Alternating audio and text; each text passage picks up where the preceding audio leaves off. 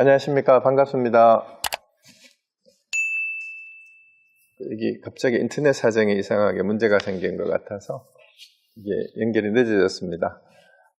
오늘 제 익수단경 6번째 시간이고요. 오늘 그 진도는 종법원을 기준으로 정해품인데요. 4번째 챕터입니다. 바로 본문 시작하도록 하겠습니다. 자, 그러면 오늘 정해품의 내용은 이제 제목 그대로 선정과 지혜에 대한 내용인데, 한마디로 얘기하면 선정과 지혜는 둘이 아니다, 정해 일체에 대한 말씀을 해능대사께서 하고 있습니다. 자, 이어지는 본문의 내용이, 자, 대사께서 대중에게 말씀하셨다. 선지식이여, 나의 법문은 정과 해로서 근본을 삼는다. 선정과 지혜라는 뜻이죠. 그래서 대중은 미혹하여 정과 해가 다르다고 말하지 말라. 정과 해는 일체의 둘이 아니다. 정은 해의 체용, 해는 정의 작용이다. 그래서 여기서 체용의 관계라는 얘기를 이제 합니다. 그래서 체용이란 말은 원래는 이제 유교에서 나온 것이지만 그 본체와 작용이라는 뜻이에요. 그래서 여기서 체와 용의 관계가 본체의 쓰임, 작용, 움직임이 이제 용으로 표현되는 건데, 마치 우리 몸이 여기에 있고, 몸은 우리 몸인데 몸을 움직이는 건 몸의 움직임이잖아요. 그러니까 몸을 움직인다 할 때 신체를 움직이는 것이 움직임과 몸이 따로 놀 수가 없잖아요. 몸과 움직임이 항상 같이 붙어서 있는 것과 똑같다라는 얘기가 되는 겁니다. 그래서 흔히 이제 선정을 닦고 선정을 해야만, 이제 선정은 말 그대로 이제 마음을 집중해서 통일하는 거를 얘기를 하는 거예요. 산마디, 산매를 한자로 번역하기 선정인데, 산마디는 일체 마음이 다 산란하며 없어져서 마음이 집중이 되고 통일된 상태를 얘기를 하는데, 선정 없이 지혜 없다 이런 말을 많이 들으셨을 거예요. 그런데 그러면 지혜는 뭐냐 하면 바로 산란한 마음이 없이 있는 그대로, 그런 마음으로 매 순간에 있는 그대로 비춰보는 것을 지혜라고 이렇게 표현할 수가 있습니다. 그런데 여기에서 얘기하는 게 이제 정과 해가 따로따로 수행해야 되는 것이 아니다. 그리고 이제 뒤에 바로 이어지는 본문의 내용이 해가 있을 때 정이 해에 있고 정이 있을 때 해가 정에 있다라는, 이렇게 이제 표현을 했어요. 그 본문도 보면은 거기 육조 해능대사의 얘기가 지혜가 있을 때라는, 저 한문을 한번 보세요. 제일 위쪽에 제일 마지막 부분이에요. 즉 지지시, 지혜가 갈지자를 쓰는데 지혜가 갈 때, 지혜가 있을 때라고 하면 돼요. 지혜의 때, 말이죠. 지혜가 있는 그때에 선정에 오히려 지혜가 있고, 그 다음에 마찬가지로 정이 있을 때, 선정이 있을 때에 지혜가 바로 선정에 있는 거다라고 이렇게 얘기를 하고 있습니다. 그래서 만일 이 뜻을 알면 곧 정과 해를 고르게 배우는 것이다. 도를 배우는 사람들은 정을 먼저 하여 해를 일으킨다거나 해를 먼저 하여 정을 일으킨다고 하며 각각 다르다고 말하지 말라. 이런 견해를 가지는 자는 법에 두 모양을 두어서 입으로 옳은 말을 하지만 마음속은 옳지 못하여 헛되이 정과 해가 있어 정과 해가 평등하지 않다. 만일 마음과 말이 다 옳아서 안과 밖에 한 가지가 되면 정과 해가 곧 평등하다. 그 스스로 깨닫는 수행은 다투는 데 있지 않다. 만일 선우를 다투면 곧 미혹한 사람과 같아 승부를 끊지 못하고 도리어 아상과 법상을 들여서 사상을 여의지 못하리라. 이렇게 되어 있는데요. 자, 일단 이제 선정과 지혜를 따로 해야 되는 거라고 잘못 알고 있으면은 법상만 생겨가지고 사상을 떠나지 못할 것이다라고 얘기를 이제 육주대사가 이렇게 연결을 하고 있는데, 먼저 사상에 대한 얘기는 조금 이따가 하고, 선정과 지혜를 얘기를 하면 바로 떠오르는 게 뭐냐 하면은 이제 그 천태종에서는 마하지관이라 그래서 지관을 얘기를 하고, 요즘 남방불교의 위파사나 수행에 관심이 많으시죠. 그리고 남방에서 공부하고 오신 분들이, 거기에서는 바로 지관이 사마타하고 위파사나를 얘기하는데, 이렇게 정리를 하면 이렇게 돼요. 정해는 즉 선정과 지혜 삼마디하고 이제 그 지혜가 이제 되는데, 여기 보면은 이제 위파사나 하시는 분들은 사마타 수행하고 위파사나 수행을, 위파사나는 관 혹은 지혜로 번역을 하기도 하고, 사마타는 집중 수행이라고 해서 마음을 모으는 거, 집중하는 거라고 얘기를 하고, 이게 다르다라고 얘기를 많이 해요. 그래서 사마타 수행하고 위파사나 수행은 다르다. 그래서 위파사나는 관법 수행이고 지혜를 수행하는 건데, 이제 살피고 알아채는 거는 이제 관이나 지혜에 속해요. 관이라는 말이 본다라는 게 안다라는 의미하고, 이제 우리 통하잖아요. 그죠? 우리가 견해라고 얘기했을 때 안다라는 뜻하고 같은 게 되는 건데, 사마타는 일단은 뜻 그대로 이제 한자로 지라고 번역했을 때는 마음에 산란한 마음을 그친다, 마음을 고요히 한다라는 그런 뜻이 되는 겁니다. 그래서 이것을 표현한 것이 이제 다르게 표현하면은 흔히 성성적적이라고 표현을 할 때가 많이 있는데, 적적한 것을 일체 산란한 마음이 다 없어져서 고요하게 마음이 가라앉은 상태를 얘기를 하는 건데, 그게 일체 번뇌 망상과 모든 생각이 고요하게 그친 것, 이걸 고요할 적자를 써서 이제 적이라고 얘기를 하고, 그러면서도 일체 모든 있는 그대로를 비추어 보는 것을 비춘다라는 글자를 가지고 조자를 썼어요. 이걸 공적영지라고 다르게 표현하기도 하는 겁니다. 그리고 또 쌍차, 쌍조라는 얘기를 하죠. 쌍차라는 말은 이제 흔히 그 바로 밑에 적여놨던 불상부단하고 똑같은 거예요. 그러니까 우리가 그 치우친견해를 변견이라고 얘기를 하는데, 이제 단상불이라는 말을 할 때 우리가 그 이제 초기 불교에서 마른가 푸타가 이제 부처님에게 이제 여러 가지 질문을 하잖아요. 이제 육체와 영혼이 둘입니까? 하나입니까? 그 다음에 이제 우리 육신의 생명이 끝나고 나면 영혼은 계속해서 존재하느냐, 똑같이 이제 영혼도 없어지느냐, 뭐 이런 등등의 이제 행위사학적인 질문을 했다라고 얘기를 하는데, 그래서 그것이 있다고 설명을 하면은 상견에 빠지는 거고, 없다고 생각하면 단견에 빠지는 거라서 그 어느 쪽도 아니다라고 얘기한 게 이제 불상부단이에요. 부단불상.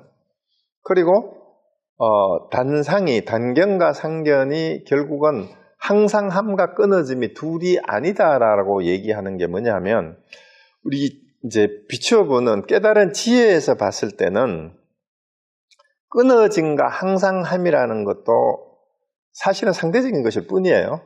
그것이 둘이 아님을 알 때 있는 그대로 단상 어디에도 치우침이 없다라는 말을 단상 중도라고 표현을 하잖아요.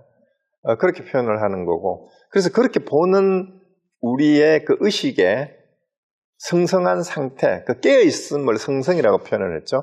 그걸 지혜라고 하는데, 지혜라는 것은 결국은 적적과 성성이 합쳐져서 지금 여기 내가 보고 듣고 느끼고 아는 것을 있는 그대로 알아채는 지혜가 바로 여기에서 말하는 지혜예요. 그리고 이걸 다르게 표현했을 때 일체 모든 번뇌 망상이 여인걸, 열애의 자리라 해서 봤을 때는 그게 이제 열반이 되는 거고, 일체 모든 번뇌 망상이 없어졌다, 이제 그런 의미에서 니르바나가 되는 거죠. 그래서 번뇌 불꽃이 다 소멸됐다라는 그런 뜻이니까. 그리고 거기서 다르게 표현하면 보리라는 말도 결국은 지혜라고 번역을 하잖아요. 그 지혜가 일체 현상을 있는 그대로 보는 것을 얘기를 하는데, 육전행대사가 여기 본문에서 얘기하는 것은 이게 따로따로 수행을 해야 된다라고 얘기하는데, 흔히 방편상 우리가 실제로 우리가 현실에서 그 참선 수행을 같이 하다가 보면은, 아니면은 이제 강의를 하거나 참선하고 나서 질의응답을 하다가 보면 많은 분들이 무슨 질문을 하시냐 하면, 참선을 하려고 하면 자꾸 잡생각이 많이 난다. 어떻게 하면 이 생각을 안 할 수가 있느냐. 이런 질문을 많이 하세요. 그래서 제가 생각을 안 하려고 하지 마세요 그래요. 생각을 하지 말아야지 하면 어떻게 돼요? 생각을 끊임없이 내가 생각을 하지 말아야지 한다고 생각이 없어지나요? 아, 생각하지 말아야지 이런다고 생각이 안 없어집니다. 그럼 생각을 하지 말아야지 하는데 생각을 하지 말려고 하면 어떻게 되냐 하면요. 기존의 생각은 여전히 끊임없이 일어나는 데다가 생각하지 말아야지 하는 생각만 하나 더 추가가 될 뿐이에요. 그래서 이제 이파사나 하는 분들도 그 얘기를 많이 해요. 생각이 일어날 때 생각이 일어나는 줄 알면 돼요. 생각이 일어나는구나 하는 것을 아는 순간 내가 또 무슨 생각을 했구나 하고 그걸 알아채는 그 순간에는 거기에만 집중할 수밖에 없어요. 아, 내가 무슨 근데 그것이 금방 지나가면 어떻게 돼요? 또 다른 생각이 들어오죠. 근데 우리는 요 부분을 정확하게 우리가 이제 한번 이제 나누어서 생각해 볼 필요가 있는데 우리 여러 가지 생각이 일어난다고 칩시다.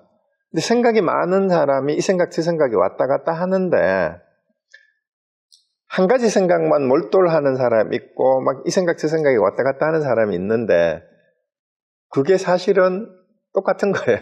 무슨 말이냐 하면은 그 순간만 보면 이 생각이 들어왔다가 또 이 생각이 오는데 이 생각이 들어올 때는 이 생각밖에 없어요. 저 생각이 오면 저 생각밖에 없어요. 그러니까 우리가 한순간을 찰나로 딱 끌어서 봤을 때는 한순간에는 한 생각밖에 못합니다. 찰나간이라는 말은 한 생각 일으키는 순간이라고 봤을 때 한 생각이 일어났다가 다른 생각이 들어와서 지나가는 건데 그 한 생각이 일어나는 고기를 딱 자르면 그 생각에 딱 머무는 거예요. 그때 아, 이 생각을 했구나 하고 알아채는 것이 관입니다. 그러면은 지관이 알아채면 내가 요 생각, 이 생각이라고 하는 게 지고를 했구나 하는 게 관이에요. 그 지관이고 그게 정해란 말입니다. 그러니까 사실은 정해가 둘이 아니고 정과 해가 떨어져서 따로 있을 수가 없는 거예요. 그게 몸과 몸의 동작이 떨어져서 따로 있을 수가 없는, 몸을 떠나서 몸 동작을 할 수가 없잖아요. 그게 물과 파도하고도 똑같은 겁니다. 물하고 물결이 그것이 잔잔하든 파도가 치든 우리는 물결이 잔잔한 걸 선정이라고 생각을 하고 파도가 치는 것은 선정이 아니라고 생각하는데 그게 아니고 물과 물결이 파도가 칠 때 물이 조용하든 파도가 치든 원래 물이라고 아는 것이 지혜고 그리고 선정은 파도가 가라앉는 게 선정이 아니에요. 물이 파도가 치든 고요하든지 간에 물은 물 자체로 그냥 물 자체인 것 그게 그냥 선정인 거예요. 그래서 우리가 자꾸 이제 번뇌망상을 없애고 생각을 없앤 다음에 선정에 들어서 깨달음이 와서 그게 지혜가 되고 그게 보리라고 생각을 하고 그렇게 해서 얻는 것이 이제 깨달음이라고 생각하는데 그렇지 않다라는 얘기죠. 결국은 니르바나와 보리와 열반이라는 것은 뭐라고 표현해야 될까? 그러니까 이제 뭐 더 이상 표현할 게 없네요. 몸과 몸짓, 물과 물결처럼 뗄래야 뗄 수 없는 깨달음의 두 측면일 뿐이다라는 얘기입니다. 그래서 우리가 깨달았다고 했을 때는 그 깨달음 안에는 성성과 적적, 정과 해가 같이 있어요. 그 왜 그러냐? 우리가 지혜롭게 관찰할 때 지혜를 가지고 어떤 것을 볼 때는 다른 생각이 없고 그 마음이 거기에 모아져요. 그러면 그게 선정이고 그렇게 모아진 대로 상황을 알아채는 것이 지혜일 뿐이다. 그렇게 보면 선정과 지혜를 같이 닦는다라는 말도 어쩌면은 이미 모순일 수가 있어요. 정해쌍수라고 흔히들 얘기를 하는데 방편상 선정과 지혜를 함께 닦는다라고 얘기를 하지만 수행은 하다가 보면 저절로 정과 해가 같이 저절로 닦여지는 거예요. 그러니까 어떤 사람한테는 그것이 선정 수행을 내가 생각이 많고 이제 마음이 복잡하고 여러 가지 이제 고민이 있으니까 번뇌망상이 많으니까 선정수행을 먼저 해야 마치 지혜가 그걸 없애고 나서 지혜가 드러난다고 생각을 하는데 사실은 그게 아니라는 거예요. 우리가 이제 명상을 하고 참선을 하고 아니면은 경전 공부를 통해서 아니면 법문을 듣는 가운데에 진짜 집중해 있을 때는 내가 집중해 있는 줄도 잘 모르죠. 어디에 빠져 있을 때는 예를 들어 재밌는 만화나 영화를 볼 때는 그게 몰입을 하면은 그 순간에는 다른 생각이 없이 거기에 그냥 빠져들잖아요.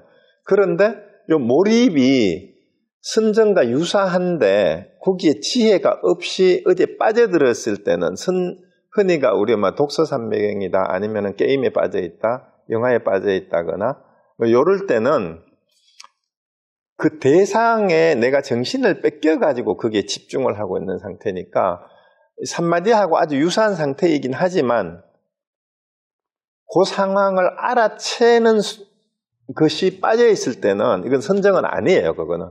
선정은 뭐냐 하면은 지혜와 함께 했을 때 그게 선정이에요. 이게 뭔 말이냐 하면은 내가 어디에 마음을 집중하고 있다라는 걸 알아채는 것이 지혜인데 그 알아챔이 없는 것은 진정한 임의 선정이 아니란 얘기예요.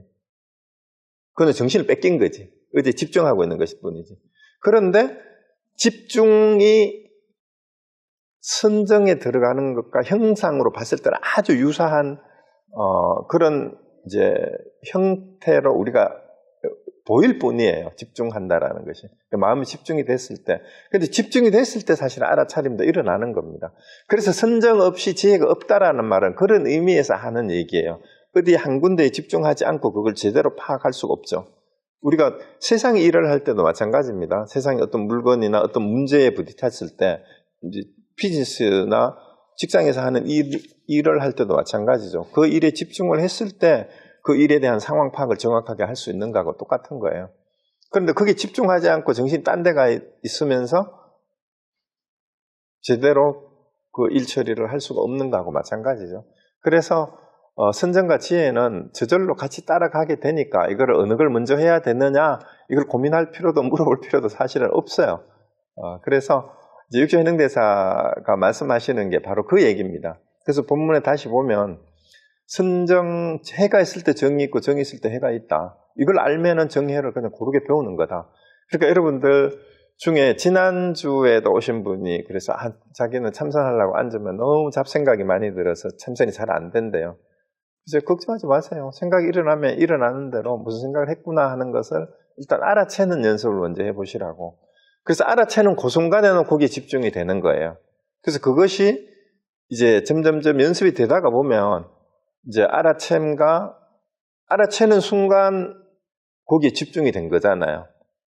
그러니까 그게 항상 같이 따라가는 거니까 하다가 보면 쓸데없는 생각이라고 했던 것이 저절로 나도 모르게 안 하게 돼요.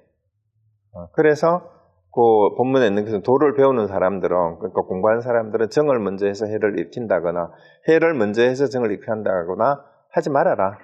그리고 이제 흔히 가나선 하는 사람들은 깨달음이 먼저다 해가지고 깨닫고 나면 모든 게 다 된다고 그러는데 사실은 깨닫기 위해서는 예를 들어 하두를 둔다고 칩시다. 그리고 위파사나 하는 사람들은 흔히 또 가나선을 이렇게 이해를 해요. 하두를 들고 집중을 하는 것은 예를 들어 이목고 도대체 이게 뭘까? 아니면은 뭐 어떤 것이 붙여놔야 했는데 말은 똥막대기다 했단 말이에요. 그럼 그게 도대체 뭘까? 하고 의심을 하는 순간 그 주제에 집중이 될 수밖에 없어요. 근데 이 집중이 되는 거를 가지고 이제 위파사나 하는 사람들은 가나서는 그러니까 하두는 방편으로 사마타 수행을 하는 거하고 똑같다 이런 식으로 얘기를 하죠. 근데 사실은 그 사마타 수행을 하기 위해서 하는 게 아니에요. 왜냐하면 하두를 들 때 예를 들어 이것이 무엇이냐라고 질문이잖아요. 이목구는. 아니면은 어떤 것이 붙여놔야 했는데 말은 똥막대기다 했고 또 조사가 서쪽에서는 뜻이 뭐냐 했는데 뜰 앞에 잣나무라 했단 말이에요. 그럼 하두를 어떻게 듣느냐? 도대체 왜 그렇게 대답을 했지예요? 부처가 뭐냐고 물었는데 말은 똥막대기다 한 뜻이 무엇일까? 라고 의문을 가지고 그 문제를 생각하는 것은 지혜의 작동이지 사마타는 아니잖아요. 그런데 지혜의 작동이란 말은 우리 의식의 아름아리를 가지고 질문을 하는 거잖아요. 이것이 도대체 무엇일까? 하는 거는 정이 아니잖아. 근데 무엇일까라는 생각을 하는 거죠. 생각하는 거는 지혜의 작용이에요. 그런데 뭐뭐일까라고 그 질문에 그 의문을 모으는 행위는 정이 되는 거죠. 그러니까 선정과 지혜가 같이 되지 않고는 물론 깨닫고 나서 깨달음을 지혜라고 봤을 때는 이거는 다른 차원이지만 결국은 선정과 지혜가 따로 떨어질래야 떨어질 수가 없기 때문에 뭘 먼저 해야 될까라고 물어볼 필요가 없습니다. 그래서 이제 위파사나를 여러분이 하시고 호흡 수련을 하는 것 같으면 이제 앉아서 호흡이 들어올 때 호흡이 들어오는 걸 대념체 경에는 분명히 그렇게 돼 있죠. 호흡이 들어올 때 들어오는 걸 알아차리고 나갈 때 나가는 걸 알아차릴 뿐이에요. 들어올 때 들어오는 줄 알고 나갈 때 나가는 줄 아는 거죠. 그거 어떻게? 들어오는 처음부터 끝까지 전체 과정을 다 알아채야 돼요. 그래서 어떤 남방에 가면은 마시센터하고 뭐 파옥선언 갔다 온 분들이 어느 센터에 가면은 뭐 코끝에 집중하라고 그러고 어떤 센터에 가면 단전에 집중하라 그러는데 그 둘 다 절반밖에 맞지 않아요. 둘 다 맞기도 하고 둘 다 틀렸어요. 무슨 말이냐? 이제 어떤 사람들은 호흡이 코끝에 들어오는 데 집중하기가 의식하기가 쉬워요. 집중하기가 쉽다기보다는 호흡을 평소에는 여러분들이 그 호흡에 대해서 신경을 안 쓰잖아요. 잘 때도 그냥 저절로 호흡은 되니까 살아있으면. 그런데 호흡 수련을 하는 사람들은 호흡에 집중을 하라, 호흡이 들숨 날숨을 알아채라는 얘기는 그러니까 알아챌 때 코끝에 들어오는 미세한 감촉을 느끼기가 비교적 쉽게 느껴지는 사람은 코끝에서 느끼지만 사실은 그것만 느끼면 되지 않고 코끝에서 콧구멍을 통과해서 허파까지 폐에까지 들어가서 행경맥이 눌려서 이 눌리는 기운이 단전에까지 전달되는 전 과정을 다 알아채야 돼요. 그리고 나올 때는 밑에서부터 단전에까지 이렇게 호흡을 보낸 사람은 거기서부터 기운이 배가 또 이렇게 빠져가지고 나와서 나오는 것까지도 다 관찰을 해야 됩니다. 그러면 왜 어떤 데는 코끝에 집중하라 그러고 어떤 데 가면 이제 단전에 집중하라 그러냐? 그거는 초보자들이 전체 과정을 한꺼번에 관찰하고 알아채는 게 쉽지 않으니까 일단 한쪽에다가 집중을 해서 거기를 포인트를 두고 느껴보라는 거예요. 일단은 평소에는 느껴보지도 않았던 사람들 그렇게 하면은 저절로 이제 코에서부터 이제 배까지 들어오는 호흡이 다 느껴지고 거기에서 점점점 확장이 돼가지고 우리 몸에서 느껴지는 모든 느낌 그게 수념체잖아요. 그 다음에 수념체에 대해서 거기에 대해서 좋다 싫다 그저 그렇다라는 판단이 들어가면 그건 신념체가 돼요. 마음으로 이미 좋다 싫다가 들어가니까. 그러고 그 좋고 싫은 것에 대해서 어떤 관념을 부과해가지고 어떤 상황으로 규정을 해버리면은 그 규정한 것은 대상화된 법이 되는 거예요. 그게 법념처예요. 그래서 위파사나의 사념처가 따로가 아니에요, 사실은. 하다가 보면은 신수신법이 다 저절로 그렇게 다 알아채는 게 돼야 되고, 알아채는 매 순간이 사마타와 위파사나가 같이 되고 있을 뿐이에요. 그럼 가나선도 마찬가지입니다. 가나선도 하두를 듣는 것이 이제 답을 찾는 결론은 이목구 하두를 들었으면 이것이 무엇이냐에 대한 답을 해야 돼요. 이목구는 경상도 사투리고 표준말로 하면 이것이 무엇이냐인데 이것이 뭡니다라고 대답을 해야 돼요. 뭐가 이거다라고 대답하는 그 답을 찾는 거거든. 답을 찾는 과정에 끊임없이 찾아가는 과정에는 우리 생각을 지혜를 가지고 봐야 돼요. 이렇게 비춰보고 저렇게 비춰보고. 근데 이렇게 사랑 분별을 하지 말아야 했는데 분별을 안 할 수가 없어요. 분별을 저절로 하다가 보면 내가 지금까지 가지고 있는 지식을 가지고 내한테 입력된 기억을 가지고 이렇게 분석해보고 저렇게 따져보고 이거는 분별인데 그게 사랑 분별이에요. 이게 다 떨어져 나가. 이런 걸로 아무래도 답이 안 나와요. 그러다가 보면은 그런 것이 다 떨어지고 아, 이거다라고 딱 답이 오는 순간 선정과 지혜가 하나가 돼서 탁 하두가 투가가 되는 순간이 있습니다. 그때가 하나 같아요, 결국은. 그래서 걱정하지 마시고 생각을 없애야 된다라는 생각도 하지 마십시오.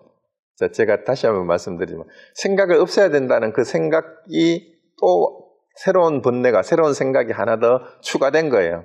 그런 생각 하지 말고 생각은 그냥 두고 누가 했는 말이죠? 생각 일어나는 것, 번뇌가 일어나는 것에 신경 쓰지 말고 빨리 깨닫지 못하는 것을 걱정하라, 이런 말이 있잖아요. 그러니까 번뇌 망상이 생각이 있는 걸 걱정하지 말고 깨닫지 못하는 거를 근심할 일이다. 그 얘기는 뭐냐면은 어떻게 하면 깨달을 수 있을까 하면 생각하다가 보면 번뇌 망상에 대해서는 생각을 안 하게 돼요. 왜? 그게 마음을 따라가요. 무슨 말이냐면은 내 생각이 도대체 깨달음이 뭘까? 지혜가 뭘까? 이걸 생각하고 있으면 지혜나 깨달음에 대한 생각을 자꾸 하게 돼요. 그런데 번뇌망상이 일어난다고 왜 자꾸 이런 생각이 일어나지? 이런 생각이 없으면 자꾸 번뇌망상에 대해서 생각을 고민을 하다 보면 내 생각이 계속 번뇌망상에 끌려다녀요. 그래서 그걸 하지 말라고 하는 거예요. 그 생각이 일어나면 그냥 내버려 두세요. 힘 쓰지 말고 깨닫게 되면은 쓸데없는 번뇌망상은 저절로 이제 일어나더라도 별로 신경을 안 쓰게 되는 상황이 그런 때가 되니까 그냥 수행만 하라. 그러니까 수행하는 방법을 이제 할 때는 이제 이렇게 하라는 여러 가지 말들이 있지만 일단은 중요한 포인트는 우리가 이제 목표 운전을 할 때도 요즘은 내비게이션이 있어가지고 다 내비를 찍잖아요. 내비를 찍어 놓지도 않고 도대체 길이 내가 거기까지 가려니까 뭐 어디로 가야 될지 모르겠어요. 이 걱정하는 거하고 똑같아요. 걱정하지 말고 그런 걱정 내려놓고 내가 운전을 이 차가 밀리면 어쩌 이런 생각도 하지 말고 일단 내비를 찍으세요. 내비를 찍으면 요즘 어떻게 해요? 내비게이션이 차가 밀리는 길 말고 빨리 가는 길을 다 가르쳐 주듯이 어떻게 하면은 내가 깨달음을 얻을 수 있을까? 내가 지금 오늘 강의를 듣고 아니면 혼자 참선을 하는 것도 깨닫기 위해서다라는 목표를 분명하게 세우고 나면은 모든 게 깨달음으로 연결이 돼버려. 본문을 듣는 것도 깨달음으로 연결이 되고 책을 보는 것도 연결이 되고 참선을 하는 것도 되는데 그 목표가 그게 불교식으로 말하면 발언이고 서원이에요. 발심이죠, 발심. 그러니까 발보리심. 이게 돼 있는 사람은 언제든지 어떤 상황에 부딪히든지 모든 것이 그쪽으로 연결시킬 수가 있어요. 그러니까 거기에 발언이, 발심이 굳건한 사람은 공부를 해 나가다가 보면은 부처님처럼 새벽도를 보고도 깨달을 수가 있고 그 다음에 대나무까지 돌부딪히는 소리 딱 소리를 듣고도 깨달을 수 있고 백낙천처럼 폭포수 소리를 듣고 깨달을 수도 있는 겁니다. 그래서 그 진정한 깨달음에 대한 공부에 대한 발언과 발심이 더 중요하니까 선과 정 어느 것을 먼저 해야 되느냐 이런 고민을 할 필요가 없다라는 말씀 분명히 드립니다. 그 육신행대에서 말씀도 그거예요. 그래서 정해는 원래 둘이 하나이기 때문에 원래 평등한 거다 이 말입니다. 그래서 이걸 알지 못하고 이런 견해를 각각 다르다고 얘기하는 사람을 그런 견해를 가리는 자는 법의 두 모양이 뭐예요? 두 모양이 단상과 상견과 단견이에요 이게. 그래서 입으로는 옳은 말을 하지만 입으로는 아는 척 하지 마 이 말이에요. 좋겠다. 마음속으로는 하나도 깨달은 바가 지혜가 없다 이 말이에요. 그래서 헛되이 정과해를 따로따로 나눠 놓고 정과해가 다른 게 돼버립니다. 그래서 만일 마음과 말이 다 옳아서 안가밖에 한 가지가 되면 정해가 곧 평등하다. 그러니까 걱정하지 마십시오. 그리고 위파사나를 하든 사마타 없이 위파사나 없고 위파사나 없이 사마타 없어요. 근데 뭐 사마타 수행을 해야 되고 뭐 먼저 해야 되고 위파사나 해야 되고 이런 사람은 뭐다? 육조 해능대사의 말에 의하면 이런 견해를 가지는 자는 법의 두 모양을 내는 자들이다. 그런 말 듣지 마세요. 들을 필요도 없어요. 그래서 스스로 깨닫는 수행에는 그런 사람들과 다툴 필요도 없어요. 다투는 데 있지 않다. 만약 선우를 다투면 곧 미혹한 사람이다라는 거죠.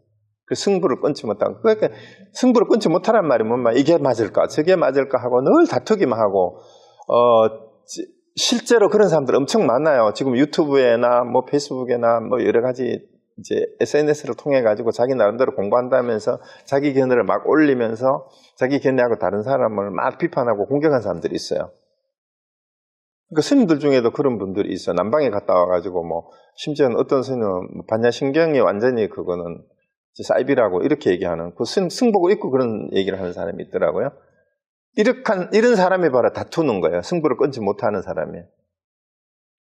그래서 그런 사람이야말로 바로 아상과 법상을 느려서 사상을 여의지 못하래요. 자, 이게 왜 중요한가 하면 일단 다투는 사람은 아상을 버리지 못했기 때문에 다투는 거예요.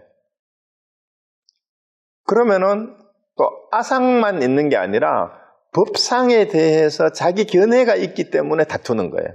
그러니까 아상과 법상 두 개를 가지고 있기 때문에 끊임없이 내가 옳다, 남은 틀렸다, 아니면 어떤 법상이라는 것은 법상이 뭐냐 하면은요, 이 법이라는 거는 뭐냐 하면 일체 모든 이제 그 현상의 모습이에요. 그러니까 일체 모든 현상의 차별상, 만법의 차별상의 법상이라고 할 수 있습니다. 그럼 만법이 뭐냐? 네, 만법의 차별상이 법상인데 이거는 상자를 이걸 써도 돼요. 자, 법이라는 걸 일단 이해를 하셔야 돼요. 법이 다르마라고 얘기를 하는데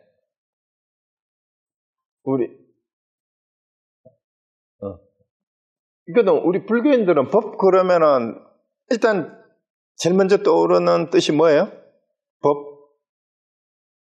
불교인들은 법이라는 말을 들으면 무슨 진리를 먼저 떠올려.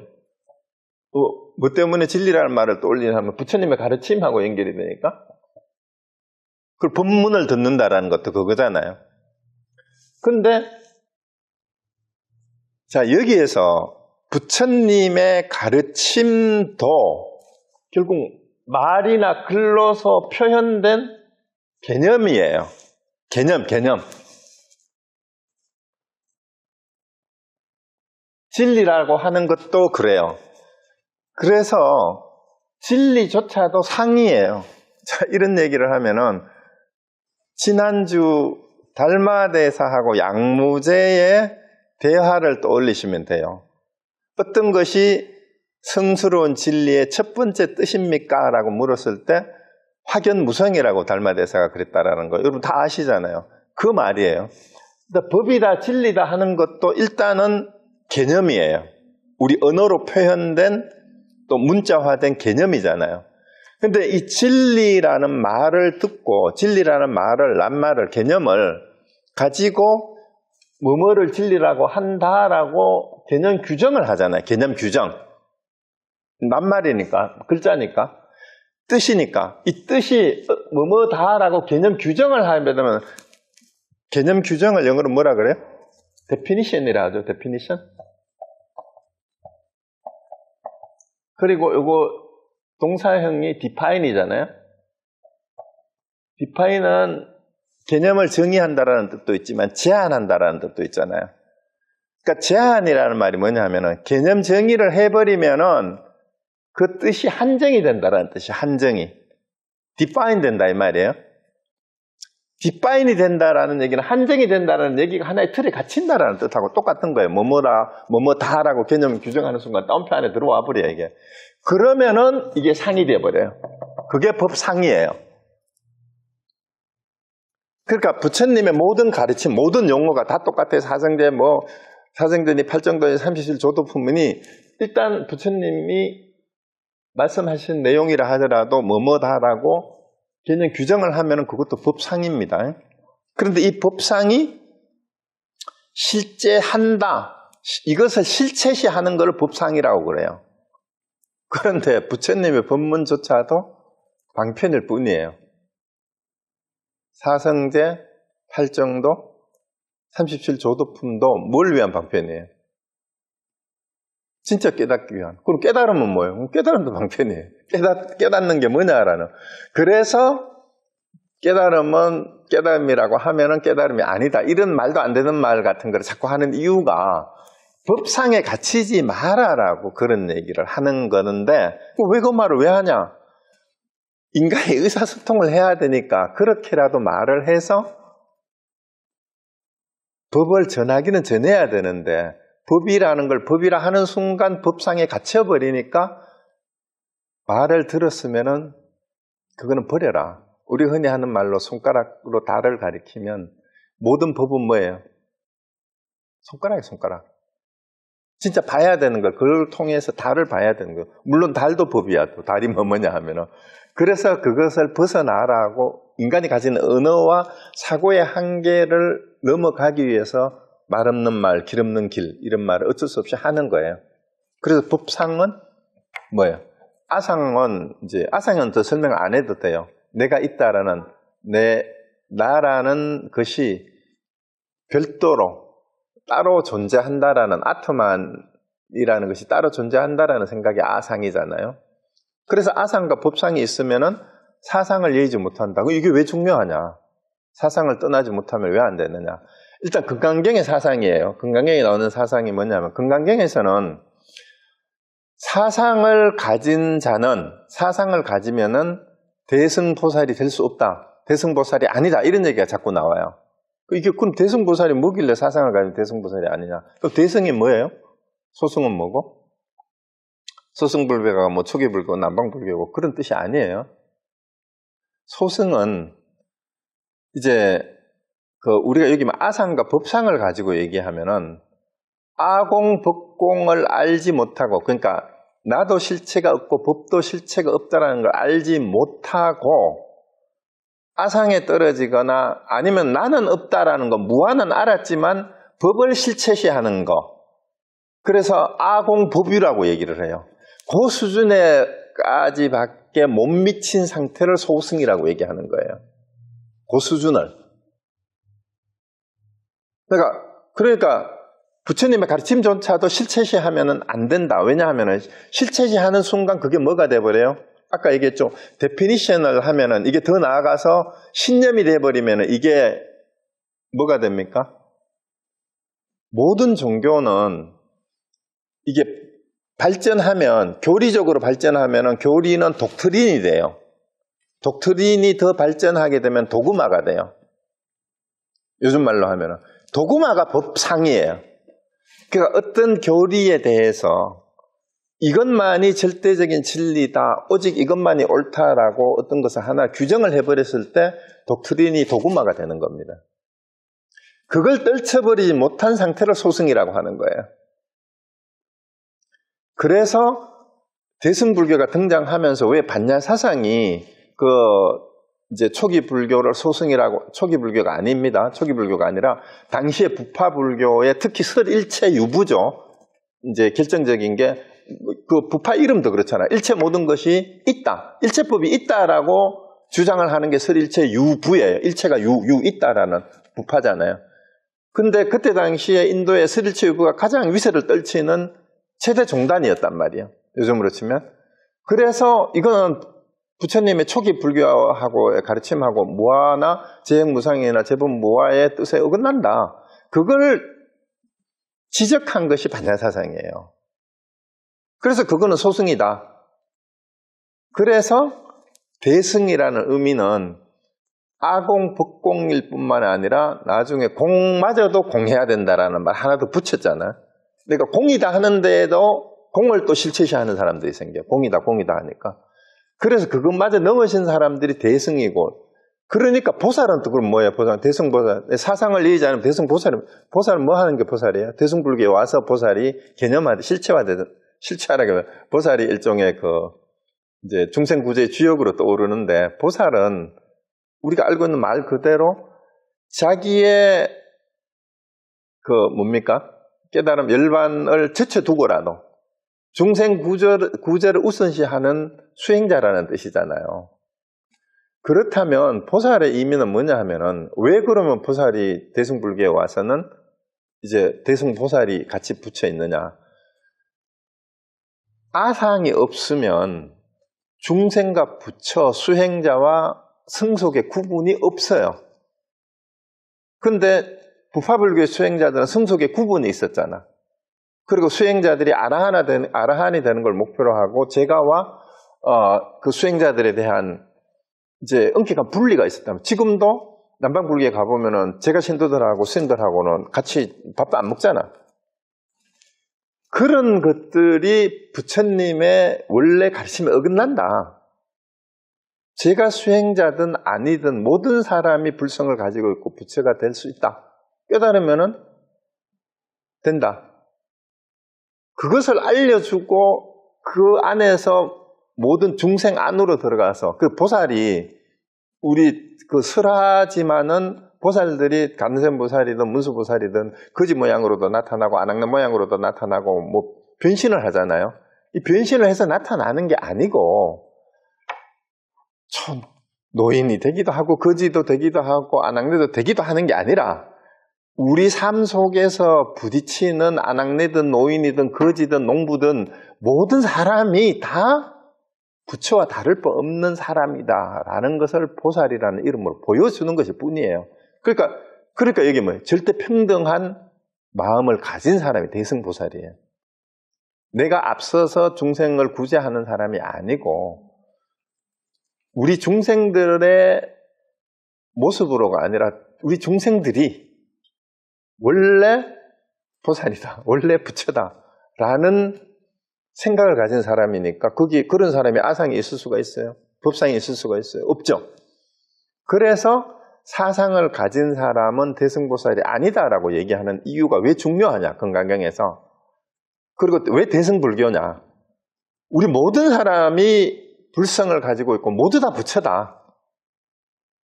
이것을 실천하는 사람이기 때문에 사상을 가지면은 이게 안 되는 거예요.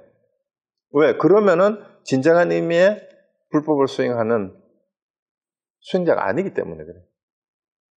그래서 대승불교에서 사상을, 대승불교의 그 금강경에 금강경의 핵심이 뭐냐? 상을 버리라, 상을 버리라. 금강이라는 의미가 뭐라 그랬어요?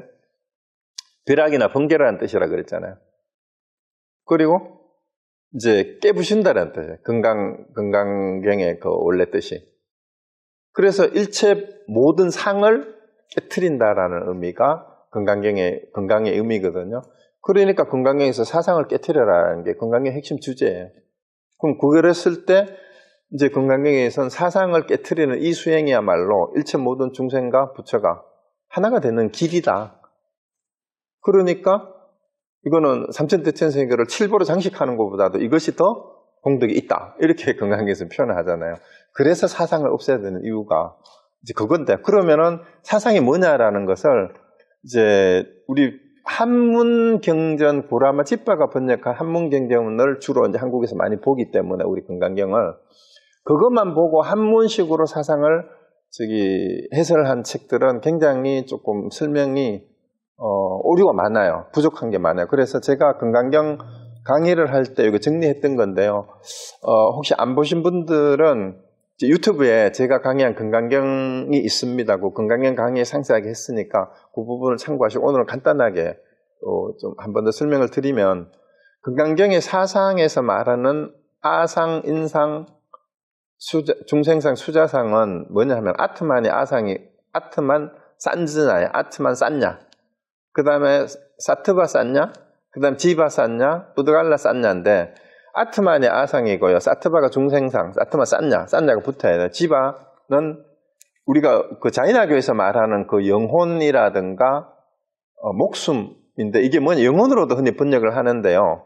이제 아트만은 뭐 설명할 필요가 없어. 호흡이나 자아라는 뜻, 실체라는 뜻이 있고 살아서 현존하는 존재가 중생이고요. 사트바고, 지바는 뭐냐 하면 지와라고 돼. 우리가 살아있는 이게 생명체를 유지시키는 그 안에 있는 뭔가가, 그게 영혼이라고도 하고 혹은 목숨이라고도 하고 수명이라고도 번역할 수도 있어요. 그것이 실제한다라고 하는 어떤 실제시하는 그것이 지화예요. 그 자인학에서 이걸 영혼이다 뭐다 이렇게 이제 번역하기도 하죠.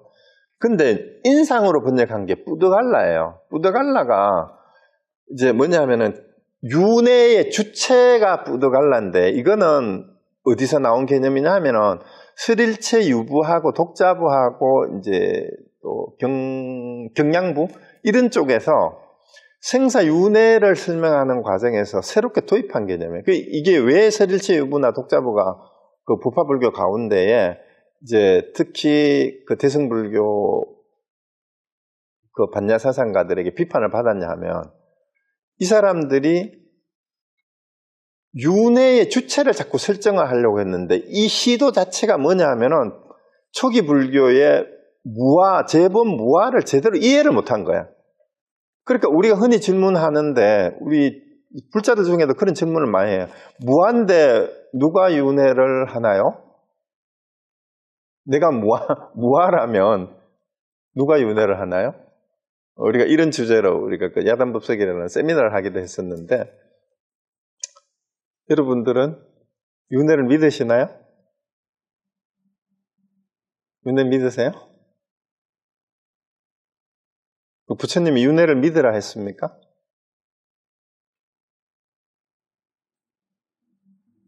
윤회를 벗어나라는 얘기를 했는데 자 여기서 윤회도 정확하게 이해를 하셔야 돼요. 윤회가 뭐냐 하면 깨닫지 못한 사람들의 끊임없는 욕망이 굴러가는 욕망을 통해서 살아가는 이 모습이 윤회예요.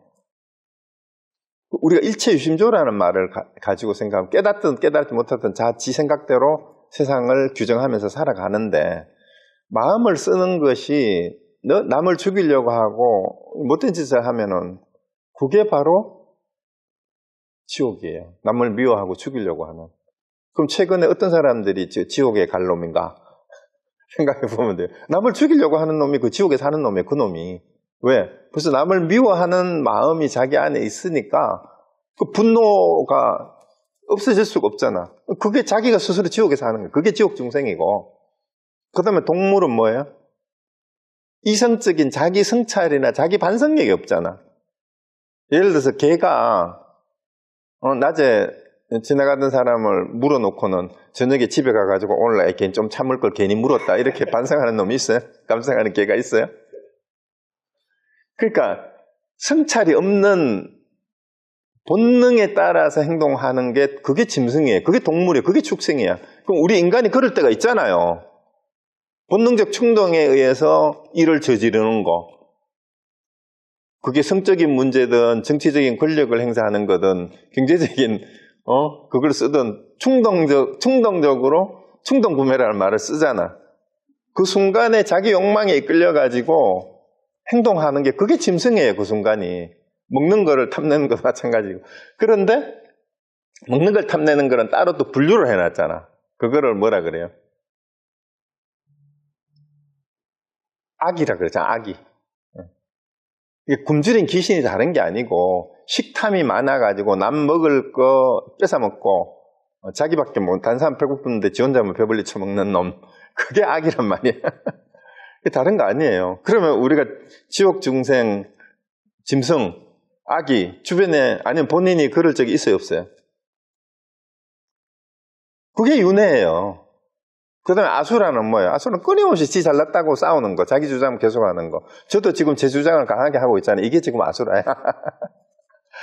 아수는 다른 게 아닙니다.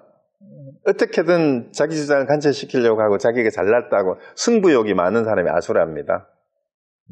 그럼 하늘 중생은 그나마 이제 모든 게 좋은 게 좋다라고 생각하고 이렇게 이제 그런 거는 좀 가셨지만 그래도 여전히 중생은 중생이에요. 그래서 우리가 그리고 우리가 아무리 나쁜 놈이라도 때로는 진짜 애가 우물에 빠지는 거 보면 구해주고 싶고, 막 아픈 사람 쓰러져 있으면은, 뭐 부축해주고, 요 때는 이 하늘 중생하고 똑같은 거야.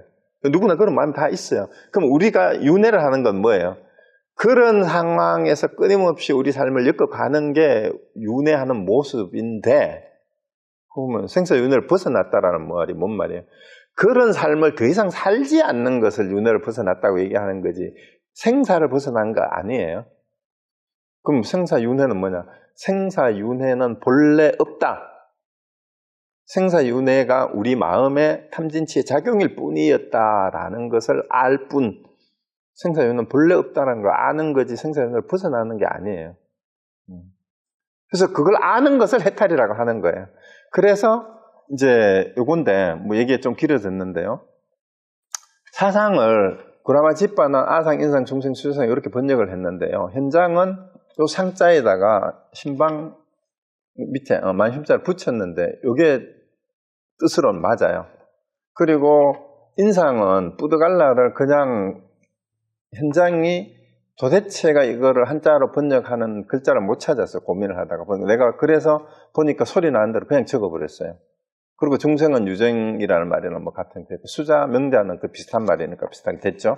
근데 아까 말씀드린 뿌드갈라가 바로 스릴치우베스 주장한 윤회의 주체예요. 근데 이거를 인상이라고 번역을 해놓고 한자 경전만 구라마집바의 경전이 지금 우리가 보는 경전이잖아요. 이것만 보고 내가 있다는 생각 혹은 사람이 있다는 생각 아니면 뭐 남이 이걸 나와 남으로 또 번역을 하는 사람이 있어요. 이제 경전 해석, 건강 해석에서 이렇게 된 거는 이거는 제가 보기엔 전부 사상의 뜻을 제대로 모르는 거예요. 사상의 원문의 요구예요. 원문의 요구이기 때문에 이렇게 보면 전혀 안 됩니다. 그리고 여기도 보면은요, 영어도 전부 다 이게 헷갈려요. 어떤 사람은 인상을 소울로 번역을 했고, 또 어떤 사람은 에드워드 콘체는 지바를 또 소울로 번역을 했어요. 리빙.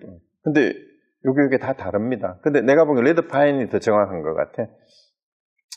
여기 셀프는 그대로 돼 있고, 소울이라는 말이 이제 여기서는 이제 윤회의 주체로 설정한 어떤 그런 거니까 이게 오히려 더 맞고, 그 다음에 지와는 라이프로 번역한 게 우리 생명이 있다라고 얘기하는 게 수자상이라고 번역하고 명자상이라고 번역하든 일정한 수명이 주어져 있다라고 하고 우리가 그 목숨이 우리 살아있는 생명이 유지되는 동안에 생명을 유지시키는 어떤 주체, 실체 같은 것이 우리 안에 있다라고 보는 그거예요. 그것을 지바라고 하는 겁니다. 그걸 라이프로 번역을 했으니까 이게 오히려 더 가까운 것 같은데 어쨌든 그 조계종 표준변에는 이렇게 번역을 했는데 이것도 번역이 좀 이상해요. 자아가 있다는 관념은 뭐 되겠는데 개아가 아니라 아까도 막 윤회의 주체가 있다는 관념. 저는 이렇게 번역을 합니다. 윤회의 주체가 따로 있다고 생각하는 관념. 그다음 중생이 따로 있다, 우리 영혼이 따로 있다. 이거는 이제 조계종이 이렇게 하여튼 이것이 있다고 생각하는 것은 왜 틀렸느냐? 이게 아상과 법상, 이거는 아상이 확대된 거예요. 사실 알고 보면은 내 안에 오온으로 구성된 내가 진짜다라고, 내가 있다라고 생각하는 게 그게 아상이잖아요. 근데 오온이 실체가 없잖아요. 해체하고 보니까. 그러니까 이제 무아에서 초기 불교에서 무아를 가르칠 때 오온을 나라고 생각했는데 그게 나가 아니더라라는 게 무아의 그 가르침을 오온을 가지고 설명하잖아요. 그런데 거기에서 더 나아가서 윤회의 주체를 상정을 하고 여러 사람들이 이제 여기 보면 중생을 이해하는 게 뭐냐 하면은 중생상이라고 했을 때 레드 파인이 재밌게 했어요. 이걸 어떻게 했냐면은 아트만하고 중생을 사트바를 번역을 하면서 아트만은 내부의 실제와 관련되는 거. 그러니까 내 안에 어떤 실체가 있다. 이렇게 주장하는 게 생각하는 게 아트만이고, 사트바는 내 외부의 어떤 실체가 따로 있다라고 생각하는, 생명의 어떤 실체가. 그게 사트바예요. 그러니까 이게 더 분명해지는 것 같죠? 그 다음에 시와는 현재의 실체, 현재. 그러니까 생명이 살아있는 동안에 어떤 실체가 있다라고 생각. 그거를 지화로 본, 이게 내가 보기에 정확하게 본 것 같아요. 그 다음에 뿌드갈라는 인상이니까 윤회의 주체라고 설정을 했으니까 과거, 현재, 미래로 이어지는, 여기 맞잖아요. 미래나 혹은 과거에 어떤 실체가 있다라고 상정하는 거. 그것이 인상이에요. 그것이 인상이에요. 그러니까 개화가 있다는 관념, 뭐 사람이 있다는 관념, 내가 있고 남이 있다는 관념, 이런 거 전혀 아닙니다. 그거는 이제 한문 뜻만 보고 이제 산스크리트 금강경의 원래 취지하고는 전혀 관계없는 해설이니까 그렇게 된 금강경 해설서는 제가 보기에는 금강경의 뜻을 제대로 이해하지 못한 것들이 많아요. 그러니까 그런 것들은 보지 마세요. 폐기시키는 게 나아요. 그래서 요거 사상에 대해서 분명히 이해를 하시면, 왜 그러면은 요런 게 있으면 그 대승불교의 보살이 아니냐. 이제 금강경은 그걸 계속해서 반복하고 있잖아요. 그러니까 내부의 실체가 있다라는 생각에는 외부의 어떤 실체가 따로 있다라고 생각하거나, 그 다음에 살아있는 동안에 어떤 실체가 우리 몸을, 생명을 지배하는 어떤 실체가 따로 있다고 생각하거나, 아니면 이걸 과거 현재로 연결시켜주는 어떤 거. 그게 인상입니다. 과거 현재로 연결시켜준다. 윤회의 주체. 이런 게 따로 있다고 생각하면은 이게 전부 다 뭐예요? 한마디로 무아를 알지 못한 거라 이 말이에요. 무아를 알지 못한 거. 그리고 외부에 뭐뭐는 이거 법상이 되는 거니까. 그래서 아상과 법상이 있으면은 사상을 떠나지 못한다라는 말. 그래서 당연히 똑같은 말이 되는 거고. 그 다음에 대승보살이 될 수 없다라는 얘기는 뭐예요? 궁극적으로 중생과 부처가 둘이 아니고 모든 사람이 다 불성이 있다라는 이러한 믿음, 이러한 깨달음으로 갈 수가 없다라는 얘기예요. 이걸 가지고 있으면. 그래서 사상을 떠나지 못하게 된다. 이렇게 얘기가 되는 거죠. 그래서 요거 이제 분명히 하시고, 그 다음에 조금 더 이제 보충 설명을 드리고 싶은 게 뭐냐 하면은요, 상이라는 말이 금강경에서는요, 특히, 구마라지입이 번역했을 때 상은 그냥 니미따도 서로상자로 번역을 하고 산즈냐도 서로상자로 번역을 했는데 현장은 니미따는 서로상으로 이거는 형상이라는 뜻이에요. 그 다음에 산즈냐는 생각상자로 번역을 했는데 현장의 번역이 더 정확합니다. 왜 현장의 번역이 현장이 실제 후대에 번역을 했어요. 그리고 구마라지파 이후에 금강경이 뭐 7, 8번 아니고 다른 사람들이 번역한 게 많이 있고 후대에 몇백 년, 2, 300년 뒤에 번역을 했는데 왜 이렇게 했느냐 하면은 앞에 번역을 바로잡기 위해서 이렇게 한 거거든요. 그러니까 현장의 번역이 더 정확하다고 봐요, 저는. 그래서 이거를 따로따로 써야 되는데 구마라지파의 금강경을 보면은 이제 내용은 굉장히 시적이고 축약이 돼 있어 산문적으로 번역이 돼 가지고 아주 운율이나 이런 것들은 아주 좋아요. 그런데 이제 현장은 약간 산문적이긴 하지만 뜻은 더 정확하게 해설이 되어 있습니다. 운율이나 이제 독송을 하기는 구마라지파가 훨씬 좋은데 그 뜻을 살리는 거는 사상을 번역하는 부분은 현장에 서로 상자를 하는 게 좋은데 그 이유가 뭐냐 하면은요, 니미따하고 요 락샤나하고 산냐의 뜻을 일단 이해를 하셔야 되는 게, 니미따는 겉모양을 얘기해요. 겉모양. 겉으로 드러난 거. 락샤나는 특정한 대상. 그러니까 부처님이 뭐 30 이상 80종호로 가셨다 얘기할 때 그 특별한 그게 이제 락샤나고요. 산냐는 특정 현상을 정의하고 의미를 부여한 사고작용이기 때문에 이게 상자가 들어가는 게 맞아요. 여기에 지금 밑에 마음심자가 신방에 그게 들어가야 돼요. 신방변화이 아니고 밑에 마음심 바탕이 들어가야 되죠. 그 간념이에요. 간념, 상이라고 할 때는 간념에 해당되는 거거든요. 그래서 우리가 그 금강경에서 봤을 때 안이비 설신의 대상은 상으로 번역되는 니미따가 맞아요. 서로 상자가 맞는데 이게 작용이나 분별하는 마음은 산냐예요. 그러니까 요걸로 생각상자로 번역이 되는 게 맞습니다. 예를 들어 놓은 게 저기 있는데요. 여자가 여자다워야 되다, 남자가 남자다워야 할 때 이걸 이해를 하셔야 돼요. 여자라는 건 형상으로 끝으로 드러난 모양, 일단 니미따예요. 여자답다라고, 남자답다라고, 뭐뭐답다라는 거는 여자는 여자라는 특정한 어떤 모양, 여자는 여자로서의 특별한 모양, 남자는 남자 특별한 모양, 이것은 락샤나예요. 근데 산냐는 뭐냐 하면은 그렇게 해야 된다라는 어떤 관념을 가지고 이거를 규정을 하려고 할 때는 산냐가 되는 거예요. 그리고 보시하는 생색을 내는 것도, 보시는 행동이잖아요. 니미따인데 생색을 내는 거는 거기에다가 의미 부여를 한 거니까 이게 산냐가 되는 거예요.